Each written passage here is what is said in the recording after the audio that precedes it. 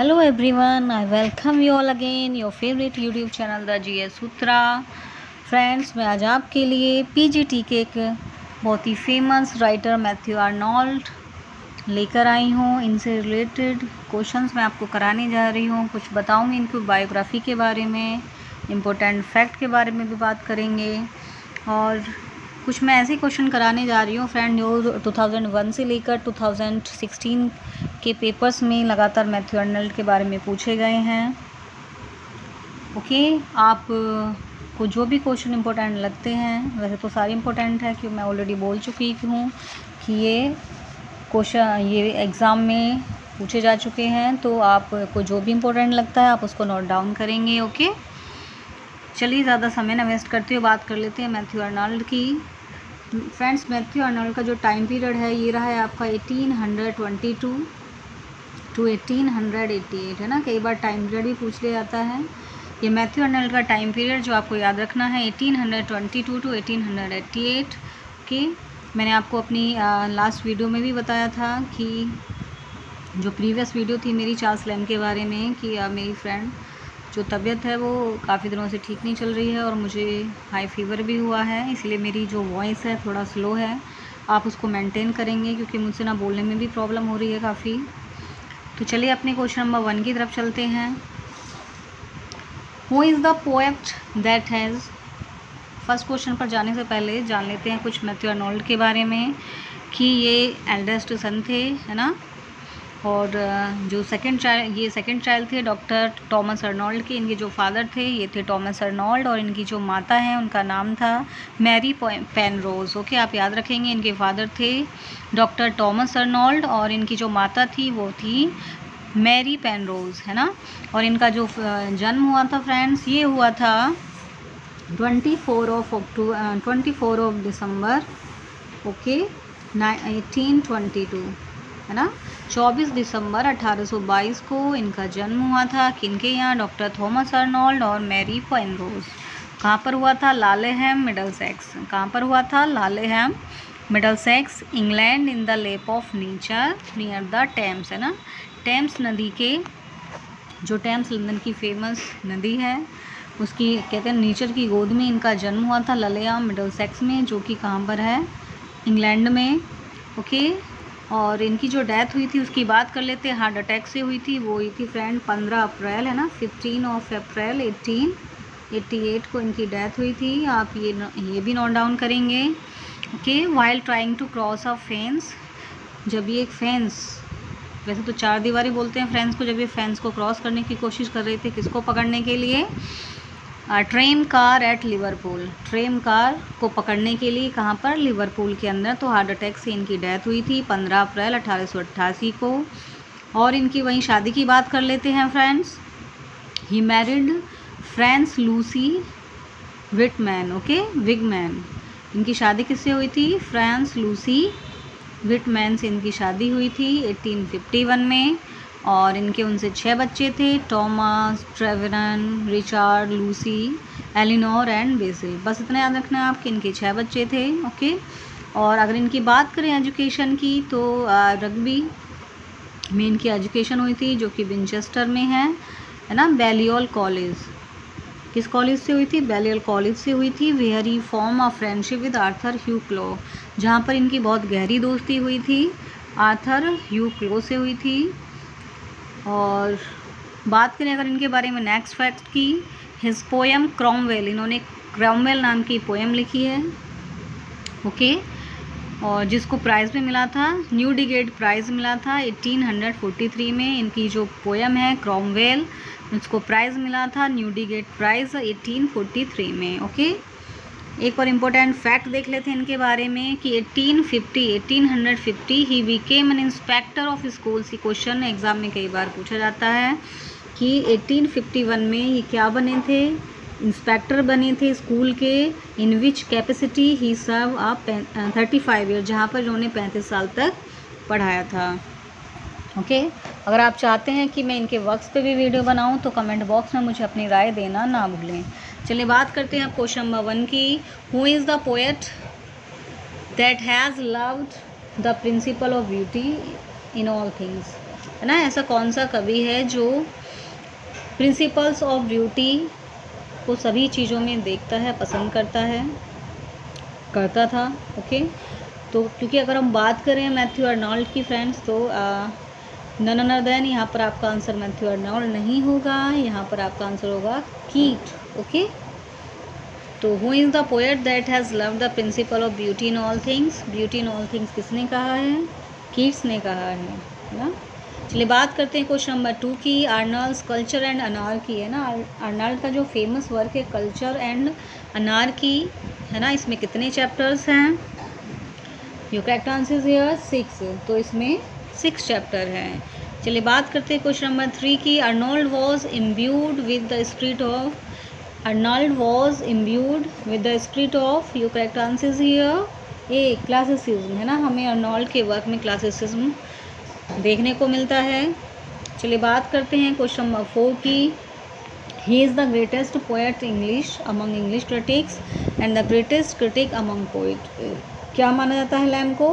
Greatest poet माना जाता है इंग्लिश क्रिटिक्स के अंदर, और वहीं the greatest critic among the poets, poet के अंदर भी इनको ग्रेटेस्ट माना जाता है। तो ये किसके बारे में कहा गया है? Arnold whom it can be said। Okay, so correct answer here C, है ना, मैथ्यू अर्नोल्ड। चलिए बात करते हैं क्वेश्चन नंबर 5 की। Question number 5 is hath neither joy, या नीदर भी आप इसको बोल सकते हो, hath neither joy nor love nor light nor certitude nor peace nor help for pain. One of the most important line, ये आप नोट डाउन करेंगे। So correct answer is here Scholar Gipsy. Scholar Gips की ये famous line है, hath neither joy, कि ना तो खुशी है, नॉर लव, ना प्यार है, नॉट लाइट, ना लाइट है, no certitude nor peace nor help for pain. ये सारी लाइन किसकी हैं? आप इनको नॉर करके भी पहचान याद कर सकते हैं। स्कॉलर जिप्सी जो इनका वर्क है ये उसकी लाइन है।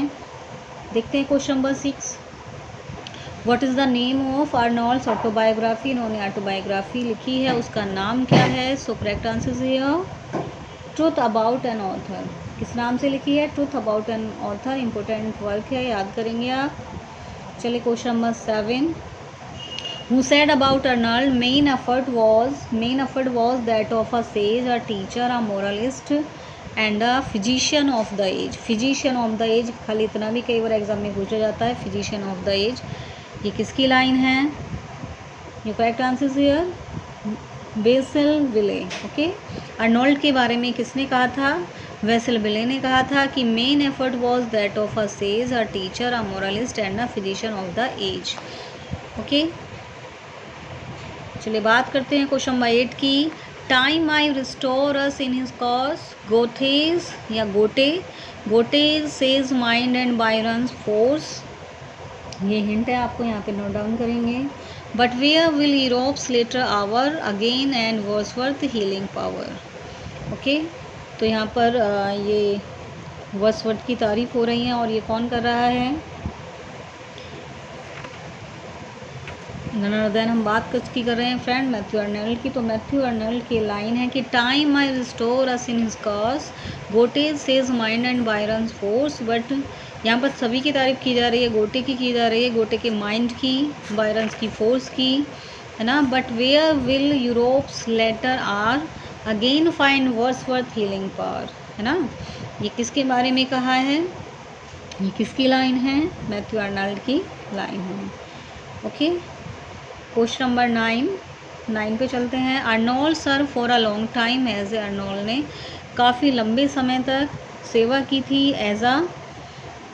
क्वेश्चन नंबर 9 का आपका आंसर है इंस्पेक्टर ऑफ स्कूल्स, है ना। इंस्पेक्टर ऑफ स्कूल, लगभग मैंने अभी आपको बताया था कि 35 साल तक ये इंस्पेक्टर ऑफ स्कूल्स रहे। चलिए बात करते हैं क्वेश्चन नंबर 10 की, which English poet refer to Oxford as that sweet city with her dreaming spires, है ना। ऑक्सफोर्ड को किसने कहा है? क्या कहा है? That sweet city with her dreaming inspires, है ना। Sweet city with her dreaming inspires किसने कहा है? So correct answer is here Matthew Arnold, क्योंकि हम बात कर रहे हैं मैथ्यू अर्नोल्ड की। चलिए देखते हैं question number 11, Chaucer is criticise for lack of high seriousness, है ना, किसके अंदर चौसर को सीरियसनेस की कमी दिखती है, वो भी हाई सीरियसनेस, है ना, लैक ऑफ हाई सीरियसनेस चौसर ने किसको ये कहकर क्रिटिसाइज़ किया है। So correct answer is here Matthew Arnold. One of the most important question, very very most मैं आपको बोल सकती हूँ, आप नोट डाउन करेंगे। तो लैक ऑफ हाई सीरियसनेस ये कहकर किसको क्रिटिसाइज़ किया है, चौसर ने अर्नोल्ड को माना है कि उनके अंदर सीरियसनेस की बहुत ज़्यादा कमी थी, उनके वर्क से देखने को मिलता है कि उनमें सीरियसनेस थी ही नहीं। चलिए बात करते हैं क्वेश्चन नंबर 12 की। In culture and anarchy Arnold recommends, in culture and anarchy में अर्नोल्ड क्या रिकमेंड करते हैं। So correct answer here A adaptation of Hellenism, है ना, एडेप्टेशन ऑफ हेलेनिज्म हमें देखने को मिलता है कहाँ पर, लैम के culture in culture and anarchy के अंदर। ओके चलिए बात करते हैं क्वेश्चन नंबर 13 की, अर्नोल्ड्स टच स्टोन मेथड। वाओ, ये क्वेश्चन तो आपको यहीं से बनता है कि ये टच स्टोन मेथड किसने दिया है, तो ये अर्नोल्ड ने दिया है। और ये जो टच स्टोन मेथड है is of evolution of poetry employs as a measure of excellence, ये लाइन किसकी है, ये मैथ्यू अर्नोल्ड की हैं और उन्होंने किस बारे में लाइन बोली हैं। So correct answer is here B a few line of sublimity from various poets, a few line of sublimity of various poets में लाइन बोली है किसने, अर्नोल्ड ने। Touchstone method of evolution of poetry implies as a major excellence. Okay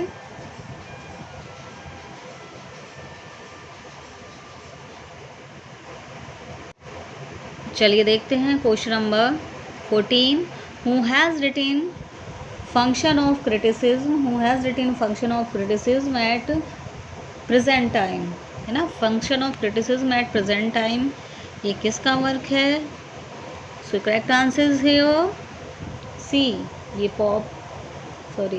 हम बात करें 14 की क्योंकि, तो ये किसका वर्क है फ्रेंड, 14 का आंसर है आपका सी, मैथ्यू अर्नोल्ड, है ना, मैथ्यू अर्नोल्ड ने लिखा है function of criticism at present time. चलिए बात करते हैं क्वेश्चन नंबर 15 की। He is the scantiest and frailest of classics in our poetry, he is the scantiest, आप नोट डाउन करेंगे, he is the scantiest and frailest of classics in our poetry, but he is a classic, है ना, but he is a classic about whom has Matthew Arnold said this, किसके बारे में Matthew Arnold ने कहा है। So correct answer is here D, Thomas Gray के बारे में उन्होंने बात की है कि is the scantiest and frailest of classics in our poetry, but he is a classic. Okay so correct answer is here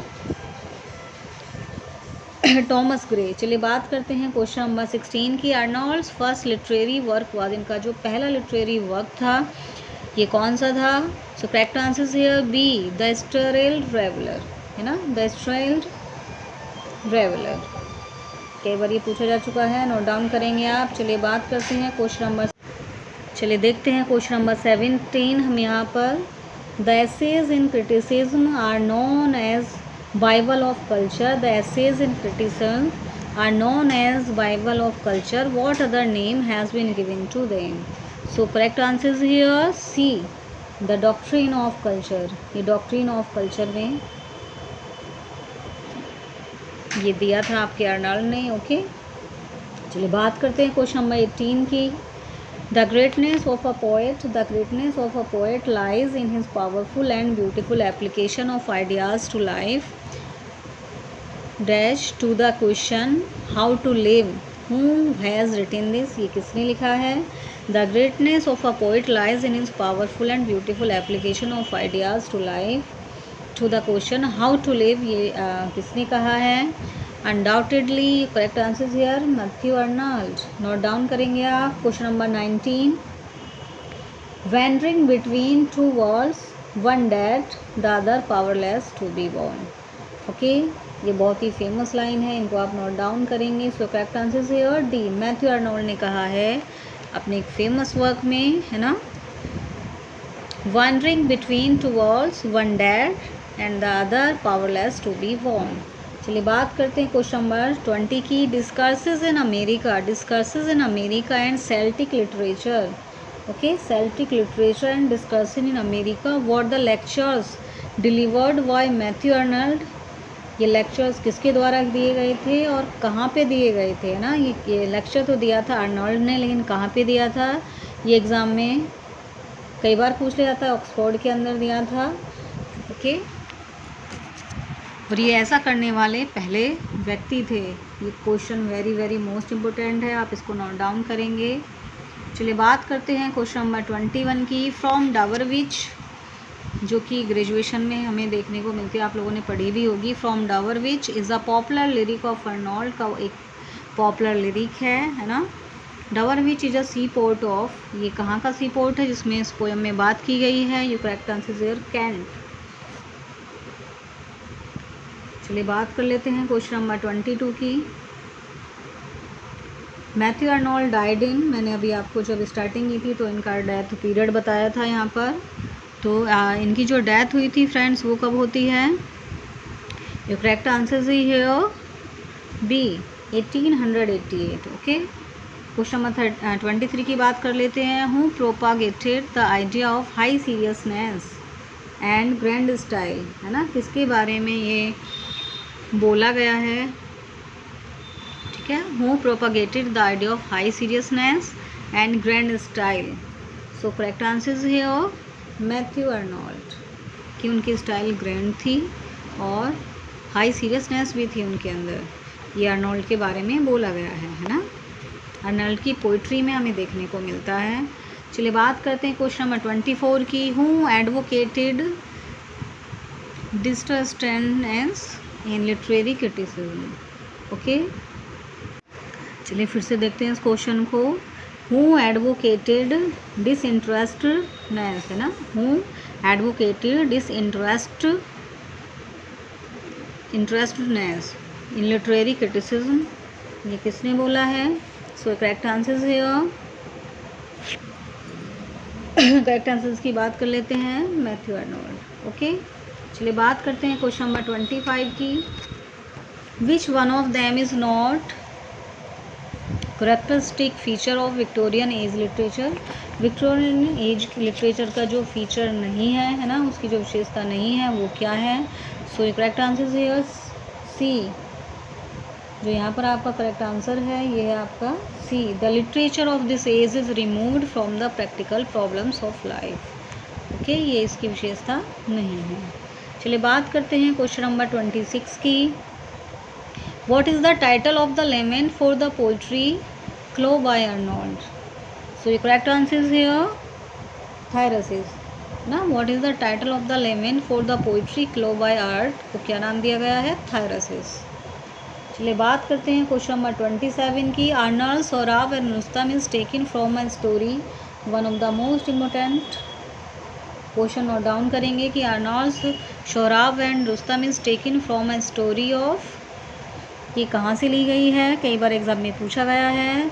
तो 27 का है आपका बी, शाहनामा। फिरदौसी का जो फेमस वर्क है शाहनामा, ये वहाँ से स्टोरी को इन्होंने उठाया है। चलिए बात करते हैं क्वेश्चन नंबर 28 की। What is the Tennyson's Scholar Gipsy. Tennyson की what is the Tennyson's Scholar Gipsy, questioning 4।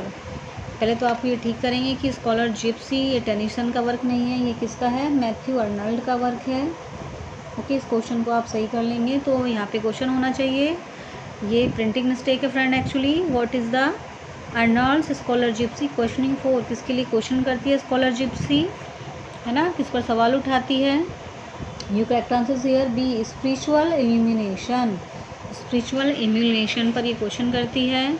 देखते हैं question number 29। Poetry is the noble and profound application idea of life, कि पोइट्री क्या है, ये तो एक नोबल एंड प्रोफाउंड एप्लीकेशन है आइडियाज़ ऑफ लाइफ का, ये किसने कहा है। So correct answer here D, Matthew Arnold ना। चलिए देखते हैं क्वेश्चन नंबर 30।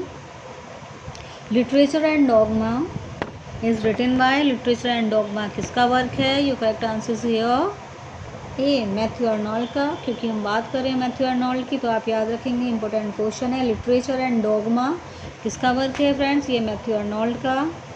देखते हैं question number 31। Matthew Arnold preach the value of. Matthew Arnold ने किसकी वैल्यू को प्रीच किया है? You correct answer here C, Hellenism. Okay, Hellenism पर किसने प्रीच किया है? कीट्स ने, याद रखेंगे आप। चलिए बात करते हैं क्वेश्चन नंबर 32 की। Poetry is a criticism of life under the condition fix for such criticism by the laws of poetic truth and poetic beauty. Very very most important question, हम नोट डाउन करेंगे, है ना। Poetry is the criticism of life, इतना भी exam में पूछा जा सकता है। Poetry is a criticism of life under the condition, है ना। ये आपको, आप इस लाइन को लिख कर नोट डाउन भी लिख लेंगे ताकि आपको याद हो जाए। सो correct answer here A, Arnold in study of poetry ने लाइन कही है अर्नोल्ड ने, क्योंकि अर्नोल्ड को एक बहुत अच्छा क्रिटिक भी माना जाता है, ये क्रिटिक भी रहे हैं। चलिए बात करते हैं क्वेश्चन नंबर 33 की। Arnold culture and anarchy deals with the. Arnold का जो वर्क है कल्चर एंड अनार्की, है ना, ये किस सब्जेक्ट को डील करता है? सो ये correct answer here C, education को डील करता है। ओके, चलिए देख लेते हैं क्वेश्चन नंबर 34। ये थोड़ा सा ब्लर है, ये मैं आपको अपने नोट से पढ़ के या रीड करके बताती हूँ फ्रेंड्स। ओके, तो ये वर्क है उनका, ये क्वेश्चन है फिलिस्तीन in culture and anarchy stand for, है ना। फिलिस्तीन्स का जिक्र हुआ है कल्चर और अनार्की में, तो ये किसके लिए स्टैंड करता है? सो ये करेक्ट आंसर हियर ए, कि द इंग्लिश मिडिल क्लास, है ना। जो ये फिलिस्तीन वर्ड है कल्चर और अनार्की में, ये किसको स्टैंड करता है? द इंग्लिश मिडिल क्लास को ये स्टैंड करता है। ओके, बात करते हैं क्वेश्चन नंबर 35 की। For Matthew Arnold a poetry of revolt. For Matthew Arnold का ये पोइट्री ऑफ रिवोल्ट, ये एक मोरल आइडियाज़ है, ये किस पर बेस है? ये आपका C, a poetry of revolt against life से ये लिया गया है। A poetry of revolt against, ये मोरल आइडियाज़ है किसका? A poetry of revolt against life का ये वर्क है किसका? मैथ्यू अर्नोल्ड का। चलिए बात करते हैं क्वेश्चन नंबर 36 की। Arnold sad with him is born a real poetry. किसके साथ ही हमारी रियल पोइट्री का जन्म हुआ है? Who is the poet refer to, किसके बारे में इतनी प्यारी सी लाइन कही है मैथ्यू अर्नोल्ड ने? सो करेक्ट आंसर है सी, चौसर के बारे में उन्होंने कहा है कि with him is born a real poetry, है ना। इससे पहले तो पोइट्री कुछ नहीं थी, जब चौसर आए तो तभी हमारी रियल पोइट्री का जन्म होता है। ये मैथ्यू अर्नोल्ड ने कहा है चौसर के बारे में। चलिए क्वेश्चन नंबर 37 को देखते हैं। Arnold said about a poet. Arnold ने कवि के बारे में क्या कहा? His poetry is the reality. Wow, his poetry is the reality, his philosophy in the illusion. क्योंकि पोइट्री में हमें सच्चाई देखने को मिलती है, मगर इनकी जो फिलॉसफी है वो एक इल्यूजन, यानी भ्रम के अलावा कुछ भी नहीं है। ये about which of the following poet does the make this observation. किसके बारे में मैथ्यू अर्नोल्ड ने ये लाइनें कही हैं? बहुत ही फेमस लाइन है। सो करेक्ट आंसर हियर, आपने गेस भी कर लिया होगा, none other than William Wordsworth. जब हम विलियम वर्ड्सवर्थ को पढ़ते हैं कि अबाउट देयर क्रिटिक्स, है ना, उनके क्रिटिक्स ने वर्ड्सवर्थ के बारे में क्या कहा है, तो हमें मैथ्यू अर्नोल्ड की लाइनें देखने को मिलती हैं कि इस पोइट्री इज़ रियलिटी, की उनकी पोइट्री तो एक रियलिटी है, लेकिन जो उनकी फ़िलासफ़ी है वो क्या, एक भ्रम है और इसके अलावा कुछ भी नहीं है, है ना। उनका दर्शन क्या है? भ्रम है। सो आप ये नोट डाउन करेंगे, very very most important question है, एग्ज़ाम में पूछा भी गया है कई बार। चलिए बात करते हैं 38 की। Who calls Arnold a propagandist of literature. Propagandist of literature Arnold ने किसको कहा है? An overwork school inspector, है ना। And an overworked school inspector किसके बारे में कहा है अर्नोल्ड ने? सो ये correct answer is B, T.S. Eliot के बारे में इन्होंने कहा है। क्या कहा है? एक प्रोपागेंडिस्ट ऑफ लिटरेचर, प्रोपागेंडिस्ट का है लिटरेचर का, और an overworked school inspector. ये हु कॉल्स अर्नोल्ड, अर्नोल्ड को किसने कहा है? आप उसको सही कर लेंगे, अर्नोल्ड के बारे में कहा है T.S. इलियट ने। Okay, propagandist of literature and overworked school inspector. Okay, चलिए बात करते हैं क्वेश्चन नंबर 39 को देखते हैं। यहाँ पर आ स्ट्रॉन्ग सोल, यहाँ पे कुछ लाइन दी गई हैं। O strong soul by what shore tarriest thou now for that four surely has to be left vain. About whom are these lines written by Arnold, किसके बारे में लाइन आर्नल्ड ने लिखी हैं? Your correct answer is about his father at the elegy Rugby Chapel. अपने father की बारे में उन्होंने एक फेमस इलेजी लिखी है रग्बी चैपल। ओके, उनके बारे में ये लाइन उन्होंने बोली है। Strong soul by was shore tarriest thou now for that four surely has to been left vain. Okay, so correct answer is A. चलिए क्वेश्चन नंबर 40 देख लेते हैं। Why faintest you I wondered till I died, roam on, the light we sought is shining still. Dost thou ask proof, our tree yet crowns the hill. From which poem are these lines quoted? ये Arnold की किस poem की line है, किस work की line है? So correct answer is here Thyrsis. ये बहुत ही फेमस वर्क थायरसिस की लाइन है। Why faintest thou. Okay, I wonder till I died, roam on, याद रखेंगे आप। चलिए बात करते हैं क्वेश्चन नंबर 41 की।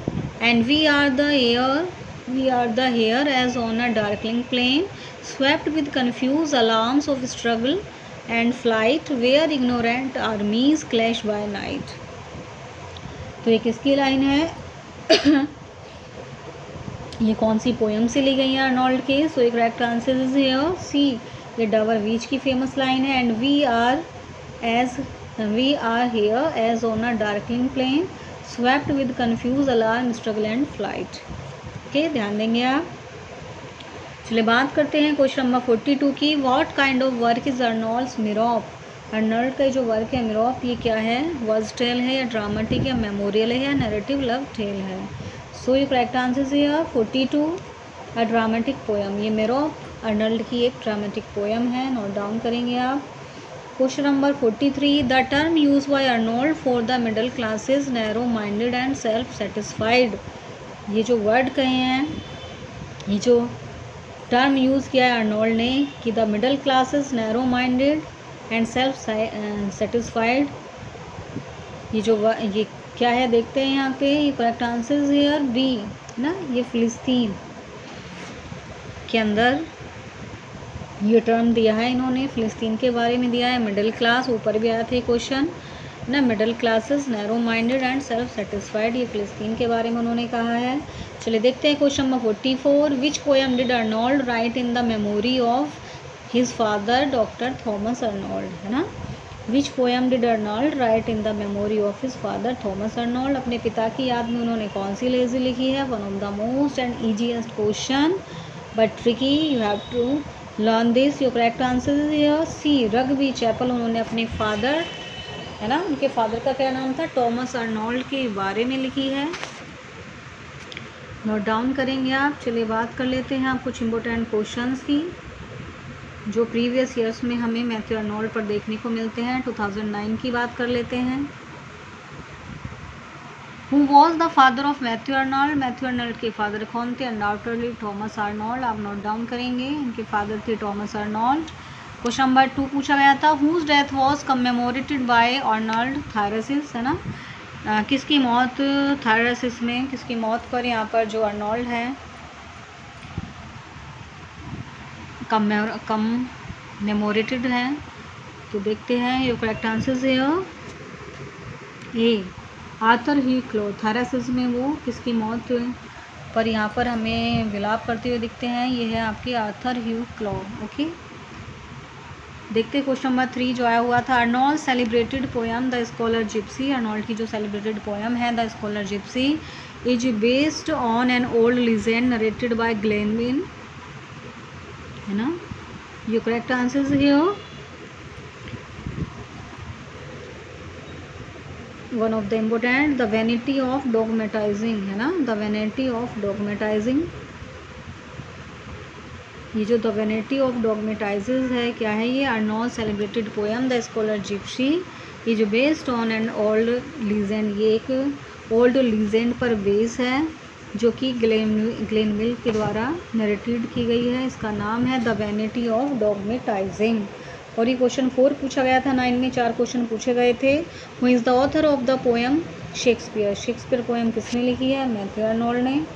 और एक वर्क और है ऑन शेक्सपियर, किसने लिखी है, आप ये मुझे कमेंट बॉक्स में बताएंगे। चलिए देखते हैं 9 में जो क्वेश्चन आए थे मैथ्यू आर्नोल्ड के बारे में। Matthew Arnold was not an, वो क्या नहीं थे, वो पोइट भी थे, है ना फ्रेंड, है ना, वो पोइट भी थे, एसेइस्ट भी थे, नॉवलिस्ट थे, वो क्या नहीं थे, क्रिटिक के रूप में उन्हें जाना नहीं जाता है। Question number 2, other avoid our question thou art free, ये फेमस लाइन है, ये किसके बारे में कही गई है, so correct answer is here B, ये शेक्सपियर के बारे में कही गई है, ये मैथ्यू आर्नोल्ड ने कही है। Thou other avoid our question thou art free. चलिए देखते हैं क्वेश्चन नंबर 3 जो आर्नोल्ड के बारे में पूछा गया था 10 में। Rugby Chapel by Matthew Arnold is written in memory of, Rugby Chapel उन्होंने किसकी मेमोरी में लिखी है, तो अपने फादर थॉमस आर्नोल्ड की मेमोरी में लिखी है। ओके, क्वेश्चन रिपीट है फ्रेंड, 9 में भी आ चुका है। चलिए बात करते हैं क्वेश्चन नंबर 4 को देख लेते हैं। 9 में भी 4 पूछे गए हैं आर्नोल्ड के बारे में और 10 में भी, है ना, उससे पहले भी पूछे जाते रहे हैं। ही laid us as we lay at birth on the cool flowery lap birth in the above lines stand for, ये लाइन किसके बारे में यहाँ पर उन्होंने बोली हैं। क्वेश्चन नंबर 4 का आपका जो आंसर है ये आपका डी, आर्नोल्ड ने बोली है line. He laid us as we lay at birth on the cool flowery lap of earth, है ना, ही किसके लिए स्टैंड करता है यहाँ पर, ही लेड अस, आर्नोल्ड। चलिए देखते हैं क्वेश्चन नंबर जो 13 में आए हुए थे इनके क्वेश्चन देखते हैं। The best poems of Matthew Arnold are, उनकी जो बेस्ट पोएम है आर्नोल्ड की वो क्या है, लिरिक्स हैं, ओड्स हैं, इलेजीज हैं, सोनेट्स हैं।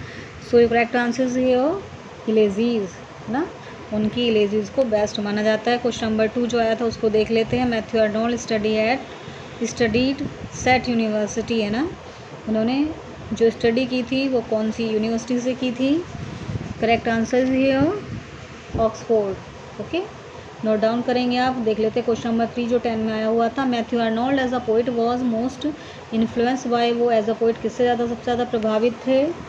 सो ये करेक्ट आंसर है सी, कीट्स, और कीट्स का हेलेनिज्म भी उनके अंदर देखने को हमें मिलता है। सो फ्रेंड्स ये थे मैथ्यू आर्नोल्ड के बारे में कुछ इंपॉर्टेंट फैक्ट